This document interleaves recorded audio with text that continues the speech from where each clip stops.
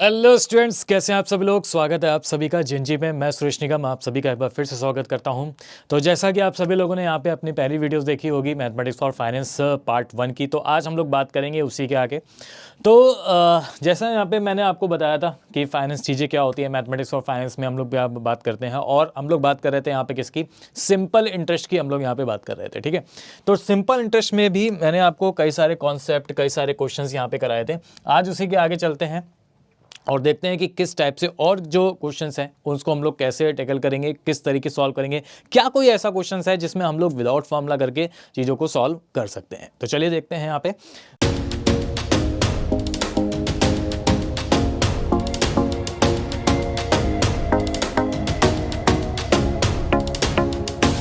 तो जैसे यहाँ पे कह रहा है कि अ सम ऑफ मनी। ठीक है, देखो सम का यहाँ पे जो मतलब होता है ना, अगर हम बात करें, कभी मान लीजिए आपके में ऐसे लिख के आएगा कि अ सम ऑफ मनी 800। ठीक है, तो जो ये सम का मतलब होता है ना, यहाँ पे जो सम का मतलब होता है दैट इज क्या होता है, वो हमारा प्रिंसिपल होता है। वो क्या होता है, प्रिंसिपल। तो सम का मतलब यहाँ पे जो होता है ना, दैट इज अ प्रिंसिपल। वो किसको रिप्रेजेंट करता है, वो प्रिंसिपल को रिप्रेजेंट करता है। ठीक है, तो आपसे देखो क्या कह रहा है कि a sum of money 800 amount to ₹920 in 3 years at a rate of simple interest. एक कोई सर्टेन रेट है, उस पर सिंपल इंटरेस्ट के हिसाब से होगा। कह रहा है कि if the rate of interest is increase by 5%, अगर रेट ऑफ इंटरेस्ट जो है ना वो 5% आपकी क्या कर दी जाए, इंक्रीज कर दी जाए, तो कह रहा है how much amount in 3 years। तो आपको बताना है कि 3 साल के बाद, यानी 3 साल में ही कितना अमाउंट हो जाएगा। और एक चीज मैं आपको और बता देता हूं कि जो अगर हम लोग को कोई भी प्रेजेंट की वैल्यू दी होती है, ठीक है, जैसे यहाँ पे आपको प्रिंसिपल की वैल्यू दी गई है 800, ठीक है, और ये अमाउंट हो गया है 920 इन 3 years, और आपको बताना है कि अगर रेट ऑफ इंटरेस्ट 5% से इंक्रीज कर दिया जाता है तो हमारा अमाउंट कितना हो जाएगा, तो हमारा आगे का अमाउंट कितना हो जाएगा। तो एक चीज़ मैं आपको बता देता हूँ कि यहाँ पे आपके टर्म्स में एक टर्म होता है फ्यूचर वैल्यू। एक टर्म क्या होता है, फ्यूचर वैल्यू। ये फ्यूचर वैल्यू पता है क्या होती है, ये फ्यूचर वैल्यू और कुछ भी नहीं है। ये फ्यूचर वैल्यू आपका क्या है, अमाउंट ही है। ठीक है, जो भी आप बाद का अमाउंट निकालते हो, आगे आने वाले ईयर्स का अमाउंट निकालते हो, वही आपकी क्या होती है, यहाँ पे फ्यूचर वैल्यू होती है। उसी को हम लोग रिप्रेजेंट करते हैं, किससे, फ्यूचर वैल्यू से रिप्रेजेंट करते हैं। तो जो भी अमाउंट होता है ना, जो भी अमाउंट होता है वही आपका फ्यूचर वैल्यू कहलाता है। तो जो भी अमाउंट होता है उसी को हम लोग क्या बोलते हैं, फ्यूचर वैल्यू बोलते हैं, FV। वही हम लोग क्या बोलते हैं, फ्यूचर वैल्यू बोलते हैं। ठीक है ना, तो ऐसा कभी कंफ्यूज मत होना कि कभी अगर आ जाए फ्यूचर वैल्यू क्या होता है, ठीक है, तो कंफ्यूज हो गए कि सर ये फ्यूचर वैल्यू क्या है। ठीक है ना, तो उस चीज़ में क्लियर। चलिए, तो अब सबसे पहले आगे फ्यूचर वैल्यू पे हम लोग क्वेश्चंस करेंगे। यहाँ पे ढेर सारे क्वेश्चंस करेंगे फ्यूचर वैल्यू में, कैसे हम लोग सॉल्व करते हैं इसको। ठीक है, तो चलिए देखते हैं इस वाले क्वेश्चंस को कैसे फाइंड आउट करेंगे। कि कह रहा है कि अब देखो यहाँ पे आपको क्या क्या गिवन है। यहाँ पे आपको गिवन है कितना, प्रिंसिपल आपको गिवन है कितना, यहाँ पे बताओ 800। अमाउंट कितना दे रखा है आपको, 920। अमाउंट कितना दे रखा है आपको, 920 दे रखा है। टाइम जो है वो हमें कितना दे रखा है, यहाँ पे 3 years दे रखा है। ठीक है, और आपसे क्या कह रहा है यहाँ पे कि the rate of interest is increase by 5%। तो आपको बताना है अब 3 साल में अमाउंट कितना हो जाएगा। तो पता है लोग इसको कैसे सॉल्व करते हैं, या बहुत सारे लोग इसको कैसे बताते हैं, कैसे सॉल्व करते हैं। लोग इसको बहुत ही डिटेल के साथ बताते हैं। ठीक है, बहुत ही डिटेल के साथ बताते हैं कि हमें प्रिंसिपल वैल्यू पता है 800, हमें अमाउंट पता है कितना 920, हमें टाइम पता है कितना 3 years है। ठीक है, तो सबसे पहले वो लोग कैसे सॉल्व करेंगे, पहले मैं आपको बेसिक बता रहा हूँ, फिर इसका एक शॉर्ट तरीका बताता हूँ। ठीक है ना, तो पहले कैसे सॉल्व करेंगे इसको, पहले कहेंगे सर हमें रेट ऑफ इंटरेस्ट तो पता नहीं है, तो पहले एक काम करते हैं कि सर रेट ऑफ इंटरेस्ट निकालते हैं। ठीक है, कि इस प्रोसीजर में रेट ऑफ इंटरेस्ट जो था वो क्या हो रहा था, पहले हम लोग रेट ऑफ इंटरेस्ट को फाइंड आउट करते हैं। ठीक है, चलो कोई बात नहीं, पहले आप रेट ऑफ इंटरेस्ट ही निकाल लो कि रेट ऑफ इंटरेस्ट क्या होता है। तो रेट ऑफ इंटरेस्ट कैसे निकालोगे, बताया था मैंने आपको फॉर्मूला क्या होता था। फॉर्मूला कि फॉर्मूला होता था हमारे पास यहाँ पे, अगर जो मैंने आपको बताया था सिंपल इंटरेस्ट का, कि SI इज इक्वल टू क्या होता था, SI इज इक्वल टू होता था PRT अपॉन 100। ठीक है, तो R अपॉन 100 से डिवाइड कर देते तो वो उसकी क्या हो जाता था, डेसिमल में हो जाता था, बताया था मैंने कॉन्सेप्ट में। तो अगर आपको रेट ऑफ इंटरेस्ट निकालना है तो आपको क्या रखना होगा, यहाँ पे SI रखना होगा। अब SI क्या होगा, यानी सिंपल इंटरेस्ट क्या होगा। तो आपने पढ़ा था कि अमाउंट इक्वल टू जो होता है वो प्रिंसिपल प्लस इंटरेस्ट होता है, यानी अमाउंट इक्वल टू क्या हो जाएगा, प्रिंसिपल प्लस SI। तो अगर मुझे SI फाइंड आउट करना है ना, तो SI कितना हो जाएगा हमारे पास, A माइनस P। तो आप बताओ A की वैल्यू में दे रखी है कितनी है, 920, और P की वैल्यू हमें दे रखी है कितनी 800, 920 में 800 माइनस करेंगे तो ये SI आ जाएगा और SI कितना आ गया हमारे पास, SI वैल्यू आ गई है हमारे पास कितनी 120, ठीक है। तो रख दो यहाँ पे SI की वैल्यू हमने यहाँ पे रख दी 120, प्रिंसिपल कितना था हमारे पास 800 था, रेट ऑफ इंटरेस्ट हमें फाइंड करना है, टाइम कितना है हमारे पास 3 इयर्स है, ठीक है। अपॉन में क्या हो जाएगा 100 हो जाएगा, तो 2 जीरो से 2 जीरो कैंसिल हो जाएंगे, सॉल्व कर लेंगे तो ये हो जाएगा 120 डिवाइड बाई 8 3 सा कितना हो गया 24, 24 से इसको डिवाइड करेंगे, आर कितना आ गया हमारे पास 5%। तो रेट ऑफ इंटरेस्ट जो हमारे पास पहले थी कि पहले रेट ऑफ इंटरेस्ट हमारे पास क्या लग रही थी, वो कितना आ रहा था आप बताओ 5%, वो रेट ऑफ इंटरेस्ट कितनी आ रही थी हमारे पास 5% आपकी क्या थी यहाँ पे रेट ऑफ इंटरेस्ट थी, ठीक है। अब क्या करते थे लोग, कि अब हमने rate of interest find out कर ली, अब लोग कहेंगे अच्छा अब रेट ऑफ इंटरेस्ट कितनी इंक्रीज हो गई है 5% पॉइंट इंक्रीज हो गई है, तो 5% पॉइंट इंक्रीज हो गई है मतलब अब हमारी जो न्यू रेट हो जाएगा वो क्या हो जाएगा, न्यू रेट हो जाएगा 5, पहले था 5 और ऐड हो गया, टोटल मिला के कितना हो गया 10%। तो आप कहेंगे सर न्यू रेट जो हो गया हमारे पास कितना हो गया है 10% हो गया है, क्लियर है, ओके। अब फिर कहेंगे कि सर न्यू रेट तो पता चल गया, अब हमें ये बताना है अमाउंट, तो अमाउंट कैसे पता चलेगा, तो अमाउंट इक्वल टू क्या होता है, अमाउंट इक्वल टू होता है प्रिंसिपल प्लस SI, ठीक है। तो उसके लिए मुझे SI पता होना चाहिए, सिंपल इंटरेस्ट, क्योंकि ये जो SI था ये किस रेट पे था, ये तो 5% के रेट पे था, अब तो रेट ऑफ इंटरेस्ट कितना हो गया हमारे पास 10% हो गया, तो 10% के हिसाब से SI कितना होगा, तो अब क्या करेंगे लोग SI फाइंड आउट करेंगे, फिर से लगा देंगे PRT अपॉन 100, फिर P देखेंगे कितना है यहाँ पे 800 है, R कितना हो गया अब R हो गई आपका 10%, टाइम कितना था हमारे पास 3 ईयर्स ही था, सेम ईयर था, ठीक है। अपॉन में कितना करेंगे 100 करेंगे, आप इसको ऐसे भी कर सकते हो 1/10 यानी 0.1 हो जाएगा, ठीक है ना, डेसिमल में जो मैंने आपको बताया था। तो 240 आ गया हमारे पास क्या सिंपल इंटरेस्ट, तो सिंपल इंटरेस्ट हमारे पास कितना आ गया आप बताओ 240 आ गया। फिर क्या करेंगे कि प्रिंसिपल तो हमें पता ही है, तो हमारा जो न्यू अमाउंट हो जाएगा वो हो जाएगा 800 और प्लस सिंपल इंटरेस्ट कितना आया था 240, तो 240 और ऐड कर देंगे तो ये वैल्यू हो जाएगी 1040, that is the final answer, यानी हमारी जो अमाउंट हो जाएगा 3 साल बाद जो फ्यूचर वैल्यू हो जाएगी वो क्या हो जाएगी हमारे पास 1040। तो ये प्रोसीजर है और ये प्रोसीजर ना सब लोग बताते हैं कि यार ऐसा अगर क्वेश्चन कोई भी आ गया आपके में, ठीक है, ऐसा कोई क्वेश्चन आता भी है, तो अगर ऐसा कोई क्वेश्चन आ गया तो हमें इतना सारा कैलकुलेशंस, इतना सारा चीजें करनी पड़ेंगी। क्या ये वैलिड है? नहीं ना। आप देखो, अब आपको कुछ भी करने की जरूरत नहीं है, मैं आपको एक शॉर्ट तरीका बताता हूँ, ठीक है ना। कभी भी अगर ऐसा क्वेश्चन आ जाए, डिजिट चाहे कोई भी हो, कोई भी डिजिट हो, उससे मतलब नहीं है, ठीक है, कभी भी इस टाइप का कोई भी क्वेश्चन आ जाएगा, क्लियर, तो आपको कैसे उसको शॉर्ट तरीके से फाइंड आउट करना है, ठीक है, आप समझना शॉर्ट तरीके से इसको हम लोग कैसे फाइंड आउट करेंगे। अब मैं आपको बताने वाला हूँ बहुत ही प्यारा सा गजब का मेथड, बहुत ही प्यारा सा गजब का शॉर्ट तरीका, ठीक है, तो जिसको देख के आप लोग खुश हो जाओगे और कहोगे सर वाह मज़ा आ गया इसे देख करके कि इतना बड़ा क्वेश्चन और सिर्फ एक लाइन में उसका आंसर, ठीक है ना।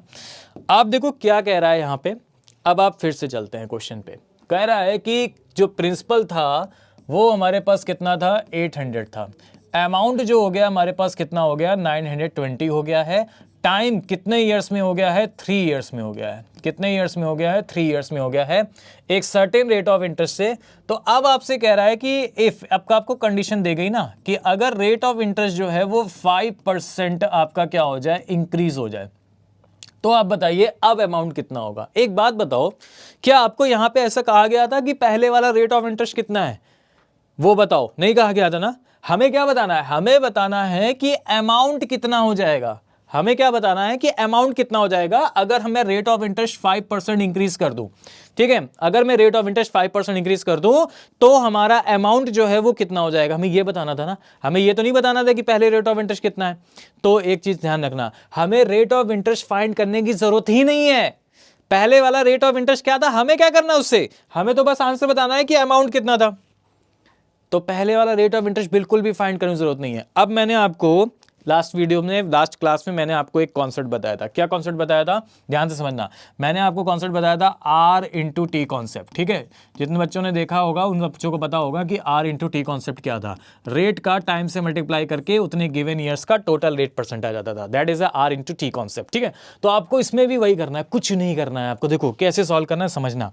आपको पहले वाला रेट ऑफ इंटरेस्ट फाइंड करने की जरूरत नहीं है।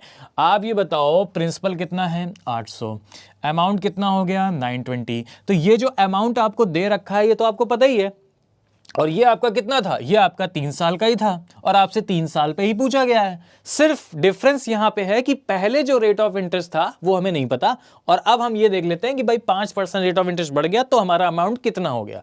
तो पहले जितना भी था उतना तो हमें पता है ना, ठीक है। अब जितना अमाउंट और बढ़ गया है, जितना अमाउंट और इंक्रीज हो गया है उतना ऐड कर दो। तो पहले कितना था 920 था, अब कितना ऐड हो गया वही तो इंक्रीज कर देंगे हम लोग, आंसर हो जाएगा। तो अब वो देखो कैसे फाइंड आउट करेंगे। देखो अब आपसे क्या कह रहा है कि अगर रेट ऑफ इंटरेस्ट आपका क्या कह रहा है 5% जो है वो क्या हो गया है, इंक्रीज हो गया है, ठीक है ना। 5% रेट ऑफ इंटरेस्ट इंक्रीज हो गया। तो आप बताओ रेट ऑफ इंटरेस्ट कितना था, 5% इंक्रीज हो गया, इंक्रीज हो गया। पहले कितना था नहीं बता, रेट ऑफ इंटरेस्ट 5% इंक्रीज हो गया। तो कितने ईयर्स में पूछा गया, 3 ईयर्स में। तो अगर 5% रेट ऑफ इंटरेस्ट इंक्रीज हो गया है तो टोटल 3 ईयर्स में कितना रेट परसेंट हो जाएगा, 15% हो जाएगा कि नहीं हो जाएगा बताओ भाई। सिंपल इंटरेस्ट क्या बताया था मैंने कि जो एवरी इंटरेस्ट इसमें क्या होता है सेम। अगर पहली बार 5% है तो दूसरी बार भी 5% होगा, तीसरी बार भी 5% होगा। 5 5 5 यानी कितना हो जाएगा, 5 इंटू 3 यानी कितना हो जाएगा 15%। तो क्या हो गया, 15% आपका इंक्रीज हो गया। 15% आपका इंटरेस्ट क्या हो गया, इंक्रीज हो गया। और जो भी काम होता है वो किस पे होता है, प्रिंसिपल पे होता है। तो 15% अगर इंक्रीज हो गया है आपका, तो आप बताइए प्रिंसिपल कितना था 800। तो 800 का 15% निकालिए, 800 का 15%, ठीक है। अगर नहीं कैलकुलेट कर पा रहे हो ऐसे तो कैलकुलेटर उठा लो, 800 का 15%। चलो देखो 800 दबाओ, 800 इंटू और यहाँ पे 15 और सीधे परसेंटेज की वैल्यू दबा देंगे, परसेंटेज कितना आ गया 800 का 15%, 120। यानी इतना अमाउंट क्या हो गया है, इंक्रीज हो गया है। इतना अमाउंट आपका इंक्रीज हो गया है कब, जब 5% रेट ऑफ इंटरेस्ट बढ़ा तो इतना अमाउंट आपका क्या हो गया, इंक्रीज हो गया। पहले हमें पता था 920 था, बस 120 और ऐड कर दो, आंसर क्या हो जाएगा 1040। देखो पहले भी आंसर कितना आ रहा था 1040, खत्म।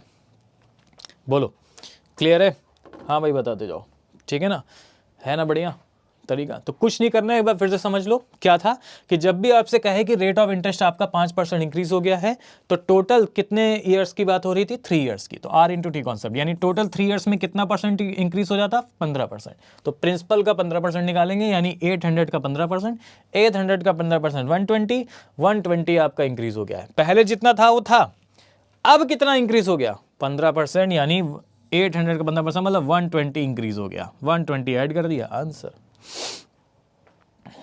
क्यों इतने स्टेप करोगे, क्यों पहले रेट ऑफ इंटरेस्ट फाइंड करोगे, हमें जरूरत ही नहीं है रेट ऑफ इंटरेस्ट फाइंड करने की। हमें क्या करना है, रेट ऑफ इंटरेस्ट फाइंड करके, ठीक है।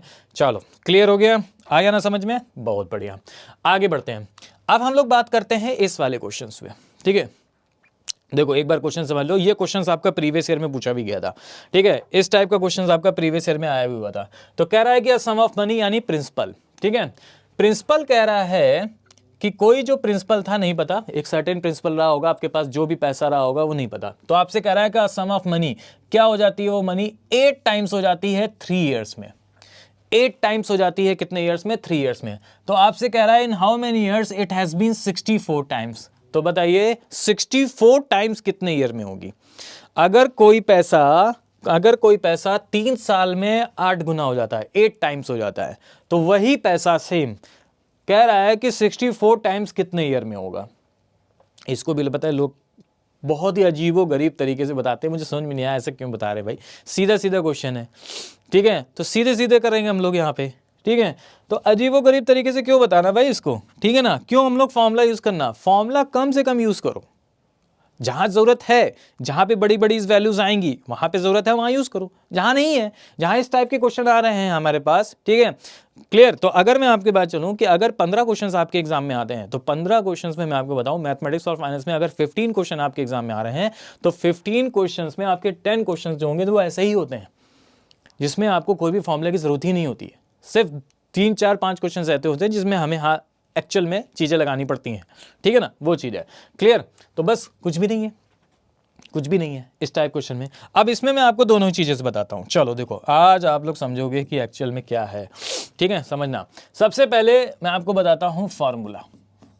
अगर कुछ लोगों को फार्मूले याद करने में अच्छा लगता है, कुछ लोग कहेंगे सर फार्मूला बता दो हम एक रात पहले रट लेंगे बस तो कुछ लोग ऐसे भी होते हैं, ठीक है ना, ठीक है। 3 इडियट ध्यान आ रहा है, हाँ चलो कोई नहीं तो फॉर्मूला मैं आपको बता देता हूँ कि कभी भी अगर इस टाइप का क्वेश्चन आएगा, लेकिन ये एसआई के लिए है, ठीक है। तो क्या होता है फॉर्मूला इसका? फॉर्मूला होता है हमारे पास n1 - 1 upon t1 is equal to n2 - 1 upon t2, बस। n1 - 1 upon t1 is equal to n2 - 1 upon t2। Sir ये n1 क्या है, t1 क्या है, समझो। n1 जो है ना हमारे पास वो है हाउ मैनी टाइम्स, ठीक है। और जो भी आपको क्वेश्चन में फर्स्ट यानी पहली बार दिया गया है, जो पहली बार लिखा हुआ है हाउ मेनी टाइम्स फर्स्ट, ठीक है। t1 क्या है, t1 है हाउ मैनी ईयर्स, ठीक है। और ये भी आपका जो फर्स्ट टाइम लिखा हुआ है, पहली बार जो लिखा हुआ है। n2 क्या होगा, n2 होगा हाउ मैनी टाइम्स, जो दूसरी बार क्वेश्चन में लिखा हुआ है। और t2 क्या होगा, हाउ मैनी ईयर्स, जो दूसरी बार क्वेश्चन में लिखा हुआ है। तो जिन लोगों को भाई रटने की आदत है फॉर्मूला वो रट लो, अदरवाइज मैं इसको एक बिना फॉर्मूले के भी बताऊंगा, ठीक है। पहले इसका समझ लो। तो क्या कह रहा है n1 how many times first, ठीक है। तो आपसे बताओ कितना टाइम्स कह रहा है, आपसे बताओ कितना टाइम्स कह रहा है, 8 टाइम्स कह रहा है ना, 8 टाइम्स। तो n1 की वैल्यू हो गई, पहले कौन सा टाइम दिया गया है, n1, ठीक है। n1 कितना दिया गया, 8, तो n1 की वैल्यू रख दोगे 8 - 1 अपॉन पहले टाइम कितना दिया गया है 3 ईयर्स, तो t1 की वैल्यू हो जाएगी 3 years is equal to how many years, it has been 64 times. 64 times मतलब n2 की वैल्यू आपको दे रखी है 64 - 1 अकॉर्डिंग टू फॉर्मूला, और डिवाइड बाई t2 हमें क्या करना है, फाइंड करना है। तो बस सॉल्व कर लो।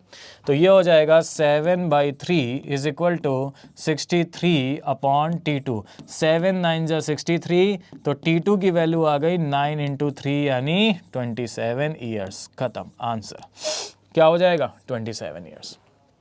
बोलो क्लियर है, ठीक है ना। तो इस तरीके से हम लोग यहाँ पे इसको सॉल्व कर सकते हैं, इस तरीके से हम लोग इसको यहाँ पे देख सकते हैं। हाँ भाई बताओ, कोई डाउट तो नहीं किसी को? चलो भाई बहुत बढ़िया, बहुत बढ़िया, ठीक है ना। अब एक चीज समझो, इस तरीके से करना है फॉर्मूले से तो ठीक है, अदरवाइज ये पता है ये क्वेश्चन ओरली हो जाएगा, ठीक है। हाँ लेकिन आप लोग मत करो, ठीक है, अभी आपकी उतनी प्रैक्टिस नहीं है, आप लोग बस समझ लो एक लाइन में आंसर है, एक लाइन में आंसर है, देखना अभी, देखना अभी, देखना अभी, देखना आप सभी लोग, फॉर्मूला डाल दिया मैंने, अभी देखना आप लोग। बहुत ही सिंपल सा क्वेश्चन है यार, कुछ भी नहीं है इसमें, ठीक है। देखना क्या कह रहा है यहाँ पे, कह रहा है कि आपके पास कोई प्रिंसिपल रहा होगा, नहीं पता, वो 8 टाइम्स हो जाता है 3 साल में। आपके पास थे 1 रुपए, कितने रुपए थे, 1 रुपए थे। सर मेरे पास तो 100 रुपए हैं। अच्छा अरे समझाने के लिए बता रहा हूं, ठीक है, 100 रुपए भी होंगे, 1000 रुपए भी होंगे, ऐसे समझो। आपके पास थे 1 रुपए, वो 1 रुपए प्रिंसिपल अब अमाउंट हो गया, फ्यूचर वैल्यू आपकी हो गई कितनी, 8 रुपीज। 8 रुपीज क्यों हो गया, क्योंकि 1 रुपए का 8 टाइम्स, 1 रुपए का 8 टाइम्स मतलब इसका 8 गुना, तो 1 × 8 कितना हो जाएगा, 8। तो अब आपके पास 8 रुपए हो गए। तो पहले था आपके पास 1 रुपए, अब आपके पास अमाउंट हो गया 8 रुपए। तो बताइए सिंपल इंटरेस्ट क्या होता था, a - p होता ना। तो अगर 1 रुपए 8 रुपए बन गए तो आपको कितना इंटरेस्ट मिला, सर इंटरेस्ट मुझे मिला है 7 रुपीज का, 7 रुपए का इंटरेस्ट मिला आपको, ठीक है, क्योंकि principal plus interest is equal to amount, clear. तो 1 रुपए 8 रुपए हो गए, तो आपको कितना इंटरेस्ट मिला, आपको 7 रुपए इंटरेस्ट मिला। और ये कितने साल में मिला आपको, 3 साल में मिला, यानी 3 ईयर्स में मिला है। तो हम ऐसा कह सकते हैं ना कि 3 साल में आपको इंटरेस्ट मिला है 7 रुपए। 3 साल में कितना इंटरेस्ट मिला आपको, 7 रुपए इंटरेस्ट मिला, ठीक है। आप कुछ भी लेट कर सकते हो, जरूरी नहीं है 1 रुपये लेट करो, 100 रुपये, 1000 रुपये, 1 लाख रुपए, 2 लाख, कुछ भी लेट कर सकते हो। तो 3 साल में आपको 7 रुपये का इंटरेस्ट मिला। अब आपसे कह रहा है कि in how many years it has been 64 times, यानी यही पैसा अगर आपका 64 रुपये हो जाए, यही सेम 1 रुपये, अब आपका अमाउंट हो गया 64 रुपीज, तो आप बताओ आपको कितना इंटरेस्ट मिला होगा? 1 रुपये 64 रुपये बन गए, यानी प्रिंसिपल 1 रुपये था, अमाउंट हो गया 64 रुपये। तो अब आपको बताओ आपको कितना इंटरेस्ट मिला? सर हमें 63 रुपये इंटरेस्ट मिला है। ठीक है, हमें कितना मिला है? 63 रुपये इंटरेस्ट मिला है।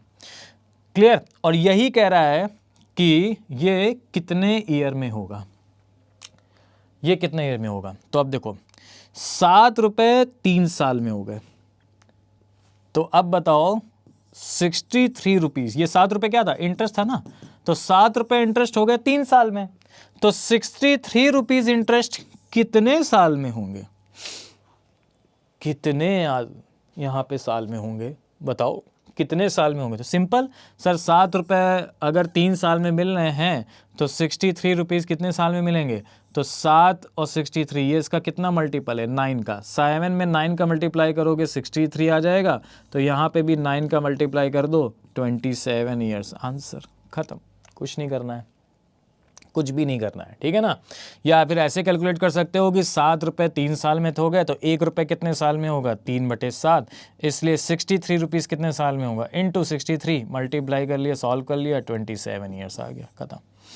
तो ये तो मैंने आपको समझाने के लिए इतना बताया, इतना इसमें करने की ज़रूरत ही नहीं है। आप ऐसे भी कर सकते हो क्वेश्चन देख करके कि भाई 1 रुपये लेट कर लिया, 1 रुपये प्रिंसिपल था, 8 रुपये हो गए, मतलब हमें 7 रुपये इंटरेस्ट मिला होगा। कितने में मिला? 3 साल में मिला। अब हमें कितना हो गया? 64 रुपीज़ हो गया। 1 रुपये 64 रुपीज़ हो गए, कितना इंटरेस्ट मिला होगा हमें? 63 मिला होगा। तो 763 का कितने टाइम्स है? 9 टाइम्स है, तो ये भी 9 टाइम्स हो जाएगा। Answer 27 years. देखो इस तरीके से। तो ये मैंने आपको 2 मेथड बताए, तो इसी तरीके से हम लोग इस टाइप के क्वेश्चंस को क्या कर सकते हैं? सॉल्व कर सकते हैं। ठीक है ना? चलो क्लियर है, आगे बढ़े।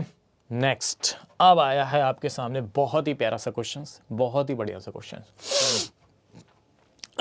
क्या कह रहा है इस क्वेश्चन में? ध्यान से समझना। ठीक है, क्या कह रहा है इस क्वेश्चन में? बहुत ध्यान समझना। ठीक है, ये है क्वेश्चन आपके सामने। कह रहा है कि Vivek invest ₹15,000 as a fix deposit.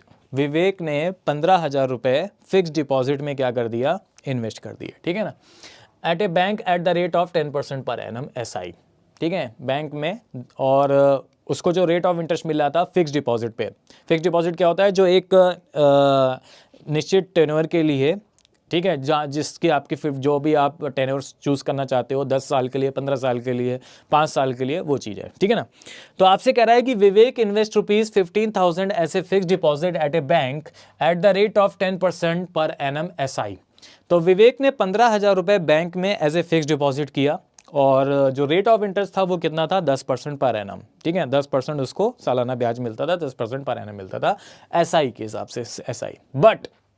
But आपसे क्या कह रहा है? आगे कंडीशन हो गई क्या कि but due to some pressing needs he has to withdraw entire money after 5 years. क्या कह रहा है?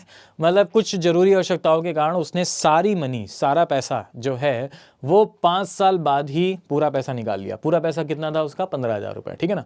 पूरा पैसा उसने निकाल लिया। अब आपसे कह रहा है for which the bank allowed him a lower rate of interest. तो बैंक ने कहा कि भाई आपने FD का टेन्योर तो पूरा नहीं किया। FD का टेन्योर आपका कितना था? FD का टेन्योर था आपका 10 ईयर्स का। आपने FD का टेन्योर तो पूरा नहीं किया, आपने 10 साल के लिए FD करी थी, बट कुछ जरूरी आवश्यकताओं के कारण आपने तो 5 साल बाद ही पैसा निकाल लिया। तो हमने जो आपको रेट ऑफ इंटरेस्ट देने का वादा किया था कि हम आपको 10% का रेट ऑफ इंटरेस्ट देंगे, तो हम आपको 10% का नहीं देंगे। अब हम आपको देंगे, bank allowed him a lower rate of interest. अब हम आपको एक लोअर रेट ऑफ इंटरेस्ट देंगे जो 10 से कम होगा।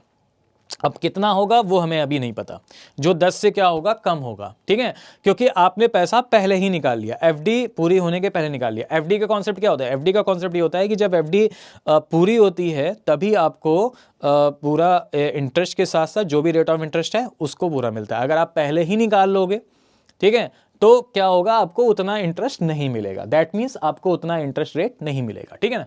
तो वही चीज उसने कहा कि हम आपको एक लोअर रेट ऑफ इंटरेस्ट हम देंगे। ठीक है ना? अब इस तरीके से क्या हो गया? इस तरीके से ये हुआ कि आगे एक कंडीशन हुई कि if he get ₹8250 less than what he would have got at the end of the 10 year. यानी इस तरीके से ये हुआ कि जितना ब्याज, जितना इंटरेस्ट उसको 10 साल बाद मिलना था अगर वो टेन्योर पूरा करता, उतना ना मिल करके उसको कितना रुपए कम मिले, 8250 रुपीज उसको क्या मिले, कम मिले। ठीक है, तो आपसे कह रहा है find the rate of interest allowed by the bank. तो बैंक ने जो रेट ऑफ इंटरेस्ट अलाउ किया है वो कितना है, बैंक ने जो रेट ऑफ इंटरेस्ट अलाउ किया है वो कितना है, यानी बैंक ने एफडी पे जो रेट ऑफ इंटरेस्ट उसको अलाउ किया होगा वो कितना होगा। तो 8.5% होगा, 8% होगा, या 9% दिया होगा, या 9.5% दिया होगा। कितना रेट ऑफ इंटरेस्ट दिया है ये फाइंड करना है। ठीक है, तो अब इस क्वेश्चन को हम लोग कैसे फाइंड आउट करेंगे, इस क्वेश्चन को हम लोग कैसे डिटरमाइन करेंगे, इस क्वेश्चन को कैसे फाइंड आउट करेंगे। तो देखिए, इस क्वेश्चंस को हमें कैसे फाइंड आउट करना है। इस क्वेश्चंस को फाइंड आउट करने के लिए हमें क्या करना होगा, पहले तो हमें यह देखना होगा कि यार विवेक ने अगर 15,000 रुपए डिपॉजिट किए हैं और 10% रेट ऑफ इंटरेस्ट के साथ किए हैं, ठीक है, 10% रेट ऑफ इंटरेस्ट के साथ किए हैं, तो पहले तो हमें यह देखना होगा कि उस अगर वो टोटल 10 ईयर्स तक अपनी एफडी रन करता, 10 ईयर्स तक अगर अपनी एफडी क्या करता, रन करता, तो उसको कितना इंटरेस्ट मिलता। पहले तो ये देखो कि इंटरेस्ट हमें निकालना है पहले। अगर वो 10 साल तक अपनी एफडी को रन करता, बीच में पैसा ना निकालता, तो उसको कितना इंटरेस्ट मिलता। तो आपने पढ़ा ही हुआ है कि SI इज इक्वल टू क्या होता है, PRT/100। तो P कितना था बताओ, P था हमारे पास 15,000। R कितना था, R कितना था हमारे पास, 10% था। R कितना था हमारे पास, 10% था। टाइम कितना था, टाइम था यहाँ पे 10 ईयर्स। अभी मैं क्या फाइंड कर रहा हूं, अभी मैं ये फाइंड कर रहा हूं कि अगर वो अपनी एफडी 10 साल के लिए पूरी चलाता तो उसको कितना इंटरेस्ट मिलता। तो ये था हमारे पास टाइम अपॉन 100। सॉल्व कर लो जरा, कितना हो गया, 15,000। यानी उसको कितना इंटरेस्ट मिलता आप बताओ, 15,000 रुपए उसको इंटरेस्ट मिलता। उसको इंटरेस्ट कितना मिलता, 15,000। तो अगर वो अपनी एफडी पूरे 10 साल के लिए रन करता, बीच में पैसा ना निकालता, तो उसको 15,000 रुपए इंटरेस्ट मिलता। लेकिन अब तो 15,000 रुपए इंटरेस्ट मिला नहीं है। अब कितना इंटरेस्ट मिला है, अब उसको 15,000 ना मिल करके अब उसको कितना इंटरेस्ट मिला है, 8250 रुपीस कम मिला है। अब उसको 8,250 रुपए कम मिला है। तो माइनस कर लो, कितना माइनस कर लेंगे, 8,250। इतने रुपए उसको कम मिले हैं। और ये कम जो मिले हैं, तो ये टोटल जो टेन्योर आएगा माइनस करने पर, ये कितने साल का टेन्योर हो गया, 5 साल का, क्योंकि उसने अपना सारा पैसा 5 साल बाद निकाल लिया था। तो 5 साल बाद उसको कितना इंटरेस्ट मिला, 5 साल बाद उसको इंटरेस्ट मिला होगा 15,000 माइनस 8250, इतना उसको इंटरेस्ट मिला होगा। बोलो क्लियर है। अच्छा, अब तो 5 साल बाद उसको इंटरेस्ट कितना मिलता, ये फाइंड करो, कितना इंटरेस्ट मिलता। तो ऐसा ही देखते हैं कितना इंटरेस्ट मिलता है। तो भाई प्रिंसिपल था हमारे पास कितना, 15,000, और रेट ऑफ इंटरेस्ट तो हमें पता ही नहीं है अभी। जैसे इसमें तो हमें पता था 10% है टोटल 10 ईयर्स का, लेकिन 5 ईयर्स का कितना रेट ऑफ इंटरेस्ट है जो बैंक ने अलाउ किया वो अभी नहीं पता। तो यहाँ पे रख देंगे R, और टाइम कितना रखेंगे, 5 ईयर्स अपॉन 100, 0,000। कितना आ गया आप बताओ, इंटरेस्ट कितना आ गया, ये आ गया 15,500 से 750 R। इतना इंटरेस्ट मिलता उसको। ये कब का है इंटरेस्ट, 5 साल का, और ये भी कब का इंटरेस्ट है, 5 ईयर्स का। ये दोनों हो जाएंगे इक्वल। बस अब कैलकुलेटर उठाओ और फटाफट सॉल्व करो। ठीक है, तो आप देखो अब SI क्या हो जाएगा हमारे पास, यानी R क्या हो जाएगा हमारे पास, SI कह रहा हूं R। ठीक है, अब R क्या हो जाएगा हमारे पास, R हो जाएगा ये, R क्या हो जाएगा, 15,000 माइनस 8250 डिवाइडेड बाई 750। बस सॉल्व कर लो, यही रेट ऑफ इंटरेस्ट है। चलो कैलकुलेटर उठाया, फट से सॉल्व किया, 15,000 माइनस किया, माइनस कितना करना है, 8250 किया, ठीक है, और उसके बाद डिवाइडेड कर दिया हमने, डिवाइड 750, क्या आ जाएगा 9। तो रेट ऑफ इंटरेस्ट कितनी आ गई, 9%। तो 9% हो जाएगा इसका करेक्ट आंसर। यानी बैंक ने जो अलाउ किया है वो कितना किया है, 9% रेट ऑफ इंटरेस्ट अलाउ किया है। बोलो क्लियर है। ठीक है, तो इस तरीके से भी हम लोग इसको सॉल्व कर सकते हैं। ठीक है ना, बोलो क्लियर हो गया। हाँ भाई बताओ, कोई डाउट, नहीं ना, सिंपल क्वेश्चन था, बहुत ही सिंपल था, सिर्फ 5 साल का इंटरेस्ट निकालना था और यहाँ पे इंटरेस्ट 5 साल का कितना हो जाता है, इतना हो जाता है, दोनों को इक्वल करके सॉल्व कर दो। चलो आगे बढ़ते हैं, नेक्स्ट अगला क्वेश्चन देखते हैं। नेक्स्ट क्वेश्चन आपका क्या है, नेक्स्ट क्वेश्चन देखो क्या कह रहा है, बहुत ही प्यारा सा क्वेश्चन है ये भी। नेक्स्ट क्वेश्चन की अगर हम लोग बात करेंगे तो अगला क्वेश्चन कब से कह रहा है कि a sum of rupees 8800 is to be divided among 3 brothers. 3 brothers पे यहाँ पे क्या की गई है, डिवाइड की गई है, ठीक है। तो यानी जो प्रिंसिपल है आपके पास, जो प्रिंसिपल है वो कितना है टोटल, वो है हमारे पास 8800, 8800 रुपए थे हमारे पास, और उसको हमने डिस्ट्रीब्यूट किया है, डिवाइड किया है 3 भाइयों में।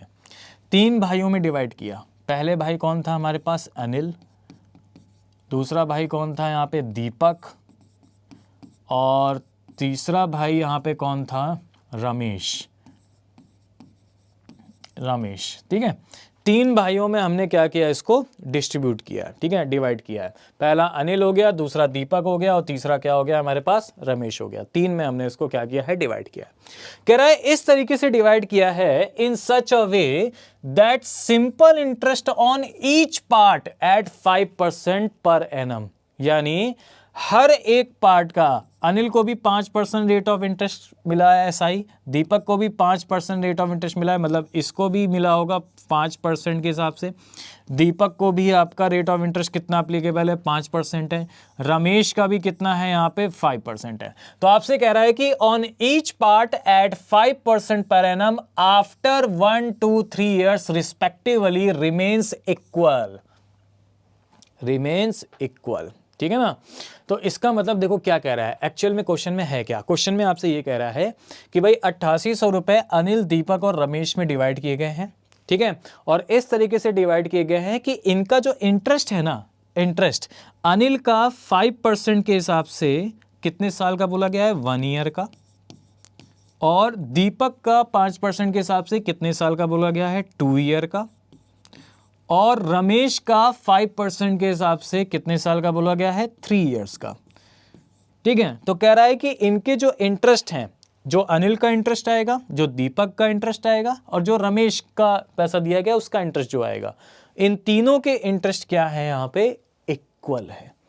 इन तीनों के इंटरेस्ट क्या कह रहा है, इक्वल है। तो कह रहा है कि बताइए अनिल को रमेश से कितना ज्यादा शेयर मिला, यानी अनिल का शेयर रमेश से कितना ज्यादा है, ठीक है। तो ये आपको बताना है। तो बेसिकली क्या है यहाँ पे क्वेश्चन में, बेसिकली यहाँ पे इंटरेस्ट जो है ना तीनों के, वो क्या है यहाँ पे, इक्वल है। और मैंने आपको बताया था कि आप इंटरेस्ट कैसे फाइंड आउट करते हो। आप बताओ इंटरेस्ट, अगर मुझे अनिल का इंटरेस्ट निकालना है तो मैं अनिल का इंटरेस्ट कैसे निकालूंगा, ठीक है। जो भी अनिल का प्रिंसिपल होगा उसका हम इतना % निकाल लेंगे, R/T% करके, वो अनिल का इंटरेस्ट आ जाएगा। जो भी दीपक का प्रिंसिपल अमाउंट होगा उसका हम लोग R/T करके उतना % निकाल लेंगे, वो उसका दीपक का इंटरेस्ट आ जाएगा। रमेश का जो होगा उसका हम लोग, जो भी प्रिंसिपल होगा इसका, उसका हम लोग निकालेंगे। तो अभी तो प्रिंसिपल हमें पता नहीं है, क्योंकि 8800 रुपये इन 3 लोगों में डिवाइड किए गए हैं। अभी तो हमें ये नहीं पता ना कि किसको कितना कितना रुपये मिला है। तो आप क्या करोगे, आप एक काम करो, आप लेट कर लो कि भाई इसको P1, इसके पास प्रिंसिपल था P1, 8800 में इसको P1 मिला होगा, इसको मिला होगा P2 रुपीज़ प्रिंसिपल, और इसको मिला होगा P3 रुपीज़, ठीक है, P3 मिला होगा। तो अब बताओ अनिल का इंटरेस्ट कितना हो जाएगा। तो मैंने आपको बताया था ना R/T कॉन्सेप्ट, ठीक है। रेट का अगर हम लोग टाइम से मल्टीप्लाई करते हैं तो उतने गिवन ईयर्स का टोटल रेट % आ जाएगा। तो आप बताओ 5% इंटू 1 करो, तो यानी 5%, तो 5% किसका, जो भी इसका प्रिंसिपल होगा, ठीक है। तो P1 का 5%, ये आ गया अनिल का इंटरेस्ट। दीपक का इंटरेस्ट कितना होगा, 5 × 2 10%, यानी P2 का 5 × 2 यानी कितना हो जाएगा, 10%। तो ये आ गया, जो भी वैल्यू इसकी रही होगी, जो भी इसको अमाउंट मिला होगा, जो भी शेयर P2 होगा इसका, उसका 10%, ये इसका इंटरेस्ट आ जाएगा, ठीक है ना। रमेश का कैसे फाइंड आउट करेंगे, रमेश हो जाएगा P3, जो भी प्रिंसिपल अमाउंट है उसका 5 × 3 कर देंगे, यानी इसको कितना टोटल रेट ऑफ इंटरेस्ट मिला, 15% मिला, क्योंकि सिंपल तो हर ईयर सेम होता है, ठीक है। तो ये आ गया अनिल का इंटरेस्ट, ये आ गया दीपक का इंटरेस्ट, ये आ गया रमेश का इंटरेस्ट, और ये तीनों आपस में क्या हैं, इक्वल है। तो देखो क्या हुआ पता है क्या हुआ पता है, समझ में आया? ये इक्वल है तो परसेंट तो कैंसिल कर दो, ये कैंसिल हो जाएंगे। तो ये वैल्यू बन गई इस तरीके से 5p1 is equal to 10p2 is equal to 15p3। ठीक, और P1 plus P2 plus P3 क्या था? ये था 8800। P1 plus P2 plus P3, क्योंकि इन्हीं तीनों में ही तो डिवाइड होना था, तो यही वैल्यू थी हमारे पास 8800। यही वैल्यू हमारे पास क्या थी? 8803। ठीक है, तो अब आपको बस ये फाइंड करना है कि P1, P2 और P3 यानी जो 8800 रुपीज़ हैं वो किस रेशियो में डिवाइड होंगे। यानी P1, P2, P3 जो भी रेशियो आएगा वो 8800 रुपीज़ उसी रेशियो में डिवाइड हो जाएंगी, उसी रेशियो में उनको पैसा मिल जाएगा। ठीक है, तो P1, P2, P3 का रेशियो निकालना है। तो अगर आपको ऐसा कुछ दिया जाए कि 5P1 is equal to 10P2 is equal to 15P3 और आपसे कहा जाए इसका P1, P2, P3 बताइए क्या होगा, तो आपको देखो कुछ नहीं करना है, इसका रिवर्स कर दो। 5 का रिवर्स कितना हो जाता है? 1/5। 10 का रिवर्स कितना हो जाएगा? 1/10। 15 का रिवर्स कितना हो जाएगा? 1/15। अब हमें क्या करना है? डिनोमिनेटर से इसको हटाना है, यानी 5, 10, 15 को हटाना है, 1 करके नहीं हमें यहाँ पे रेशियो लाने हैं। तो अगर हमें डिनोमिनेटर से हटाना है तो 5, 10, 15 का एलसीएम जो होता है ना 30, उससे आप मल्टीप्लाई कर दो तो ये हो जाएगा 6, 5, 6 10, 3 और 15 2। तो P1, P2 और P3 यानी ये जो पैसा था 8800 रुपीज़, ये इस रेशियो में डिवाइड होगा 6, 3 और 2 में। ये किस रेशियो में डिवाइड होगा? इस रेशियो में डिवाइड होगा 6, 3 और 2 में। अब सबके अपने अपने प्रिंसिपल आ जाते हैं कि अगर आपसे पूछता अनिल को कितना मिलेगा तो फाइंड कर लेते हैं 6/11 इंटू 8800। आपसे पूछा था दीपक को कितना मिलेगा तो 3/11 इंटू 8800। सबके पैसे आ जाते हैं। लेकिन आपसे बोला गया है कि अनिल का शेयर रमेश के शेयर से कितना ज़्यादा है, तो हम कैसे सॉल्व करेंगे? सिंपल, अनिल का शेयर कितना है यहाँ पे बताओ। अनिल कौन था? P1 वाला था ना। अनिल का शेयर कितना है? 6। और रमेश का शेयर कितना है? रमेश कौन था? P3 वाला था। रमेश का शेयर कितना है? 2 है। तो 6 2 से कितना ज़्यादा है? तो 6 - 2 अपॉन टोटल वैल्यू देखो कितनी थी, 6 3 9 2 11 11 और कितने रुपए डिवाइड करने थे? 8800। बस सॉल्व कर लो, ये आंसर है। तो 6 - 2 कितना हो गया? 4। 4/11 इंटू 8800 सॉल्व करेंगे। 11 8 8800, 8 चौक 32, 3200। तो अनिल का शेयर इसके शेयर से कितने रुपए ज़्यादा था? 3200 रुपीज़ ज़्यादा था। हाँ भाई बताओ, क्लियर है ना? मज़ेदार क्वेश्चन, बहुत बढ़िया। तो इस तरीके से भी आपके एग्जाम से है, तो आप इसको कैसे सॉल्व करोगे? इस तरीके से आपको इसको सॉल्व करना है। हाँ भाई बताओ, क्लियर? कोई डाउट तो नहीं है किसी को? चलो भाई आगे बढ़ते हैं। अब आगे आते हैं, ठीक है। आप देखो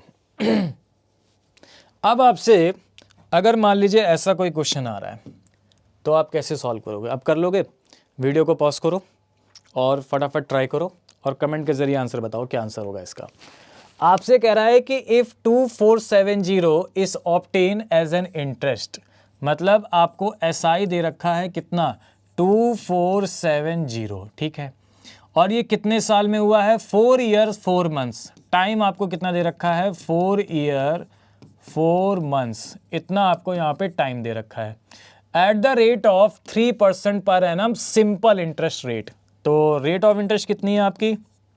3% है, ठीक है।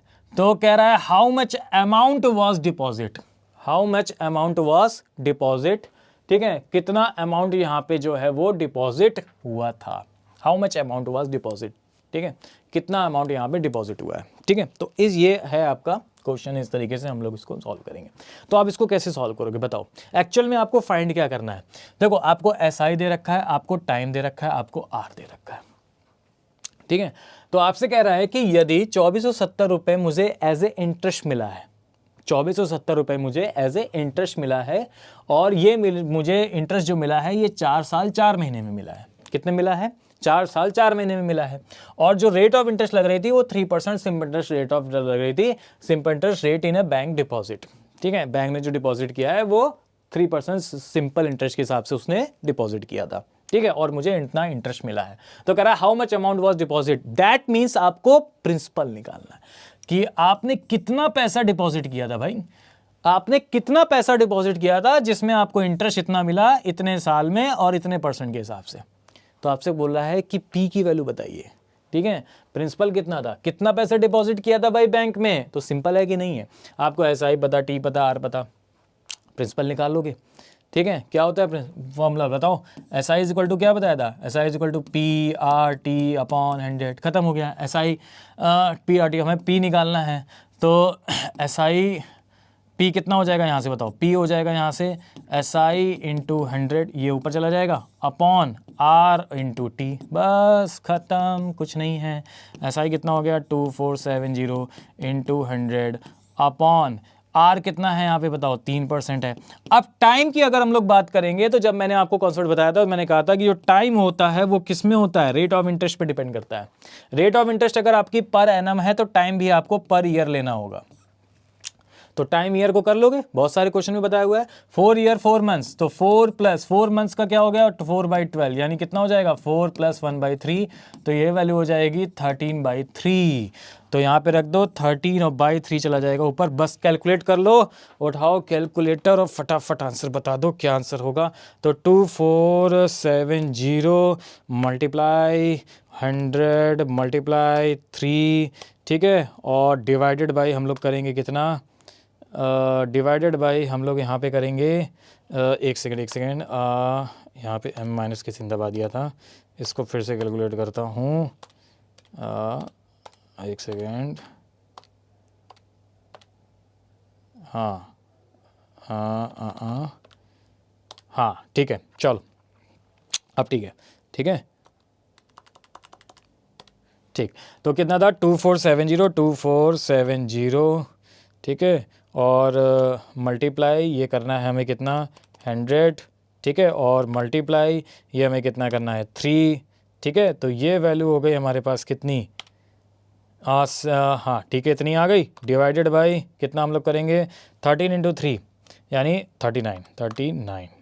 चलो सॉल्व करते हैं, कितना आ गया 19,000, क्या बात है, क्या बात है, बहुत बढ़िया, 19,000 यानी सी हो जाएगा इसका करेक्ट आंसर, बहुत बढ़िया, ठीक है। बताओ है इस क्वेश्चन में, इस टाइप के तो क्वेश्चन आते हैं आपके में बेकार एकदम,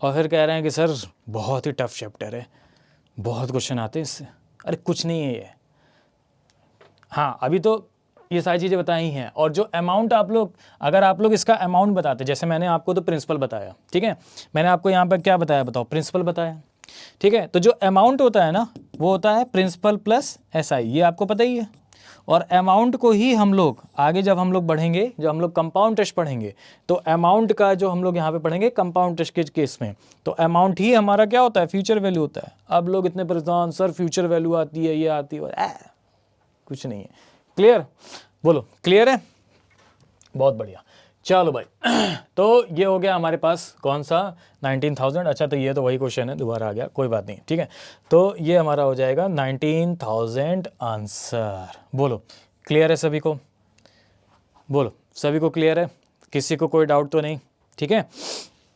तो ये था हमारे पास आज के लिए हम लोग इतना ही रखते हैं, आगे और भी है, आगे हम लोग बात करेंगे अब नेक्स्ट में, यहाँ पे नेक्स्ट वीडियो में हम लोग बात करेंगे, यहाँ पे देखो आज के लिए हम लोग इतने रखते हैं, नेक्स्ट वीडियो में हम लोग बात करेंगे यहाँ पे किसकी, नेक्स्ट वीडियो में मैं आपको बताऊंगा कंपाउंड इंटरेस्ट क्या होता है।